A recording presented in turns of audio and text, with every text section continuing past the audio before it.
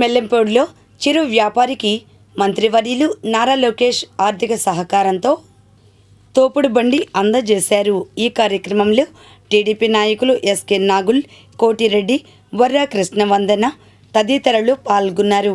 అనంతరం వారు మాట్లాడారు. చిరు వ్యాపారస్తులకి తోపుడు బళ్ళు ఇవ్వటం అనేది మొదటి నుంచి ఆనవాయితీ.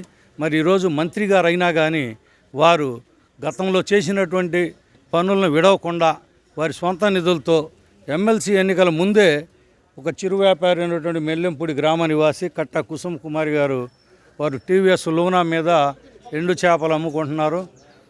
తోపుడు బండి ఉంటే చాలా సులువుగా బాగుండిద్ది అనే ఉద్దేశంతో వారు సంప్రదించగా మరి గ్రామ కమిటీ వెంటనే ఎంఎస్ఎస్ భవన్ నారా లోకేష్ బాబు గారికి తెలియజేయటం, వారు వెంటనే ఈ తోపుడు బండిని ఇవ్వటం జరిగింది. మరి ఈరోజు ఎన్నికల కోడ్ వల్ల ఎమ్మెల్సీ ఎన్నికలు అయినాక మరి ఈరోజు కట్టా కుసుమ్ గారిని పిలిపించి ఇది ఇవ్వటం జరుగుతుంది. ఈ సందర్భంగా మరి నారా లోకేష్ బాబు గారిని, కట్టా కుసుమ్ కుమార్ గారు అలాగే గ్రామ కమిటీ తరఫున మేమందరం కూడా ధన్యవాదాలు తెలియజేసుకుంటున్నాం. మంగళగిరి నియోజకవర్గంలో తాడేపల్లి మండలంలో మెల్లంపూడి గ్రామంలో నాగులు గారి ఆధ్వర్యంలో అలాగే కాసిం ఖాన్ గారు, కాసిం బాబు గారు, ఇతర తెలుగుదేశం పార్టీ కార్యకర్తల ఆధ్వర్యంలో ఆగని సహాయం జరుగుతూనే ఉంది.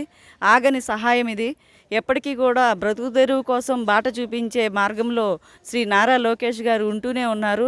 అదేవిధంగా నియోజకవర్గ డెవలప్మెంట్లో కానీ రాష్ట్ర డెవలప్మెంట్లో కానీ వారి ప్రధాన పాత్ర పోషిస్తూ ఉన్నారు.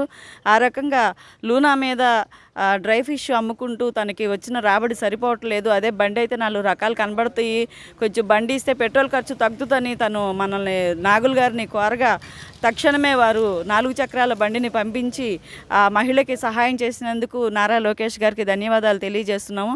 అదేవిధంగా ఈరోజు ఎంటీఎంసీ పరిధిలో నియోజకవర్గం మొత్తం కూడా పారిశుద్ధ కార్యక్రమం ఏర్పాటు చేశారు.